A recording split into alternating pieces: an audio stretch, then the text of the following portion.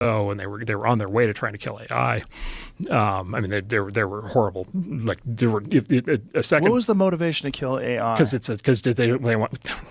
they want control. I mean, they want control. They want to control. They want to control in the same way they control. So they recognize the potential of it, and they 100%. wanted to head it off with a path. They want to control, or they want to put it in a headlock. They don't necessarily want to stop it, but they want to make sure that they control it in the same way that they controlled social media, in the same way that they control the press. So how are they trying to do that? Censor. I mean, so it's the AI. Think about it as the same dynamics that cause censorship to happen on social media were also going to happen in AI, and so there's a couple steps to it. So one is you just want a small number of companies that do AI because you want to be able to put them in a headlock and control them. So you basically want to give.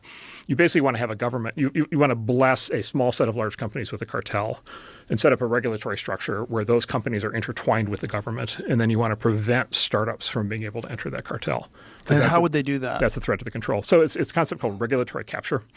And so the way, and this has happened many times for hundreds of years. This is like a very well established kind of thing in economics and politics. So suppose you're a big bank, suppose you're Jamie Dimon, you run JP Morgan Chase, like what's like the biggest possible threat of what you could possibly face? It's that there's some disruptive change that comes along that upends your entire business. You're Kodak, right. You're Kodak. You're Right. making a ton of money on analog film, and then digital cameras come along and you get destroyed. And in your obituary, it's like you're the idiot, who Blockbuster Video. Blockbuster Video. Like that's the cautionary tale. Those are the ghost stories that those guys tell around the campfire at night. Right. They're just absolutely terrifying. Right. And like business schools teach you, like that's the one thing you do not want to do. And so there's two ways to try to deal with that. One is you could try to invent the future before it happens to you, but that's hard because you're running a big company and these startups are out there doing all these crazy things, and can you really do that? And it's hard and frisky and dangerous.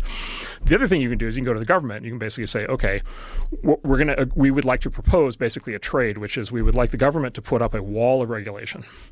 Right, we would like the government to put in place rules, right, that are potentially thousands of pages long, right, and in fact, the more the better, right. We want a very, very, very high bar for regulation for what's required to be in this business, because I'm a big company, I can afford 10,000 lawyers and compliance people, right.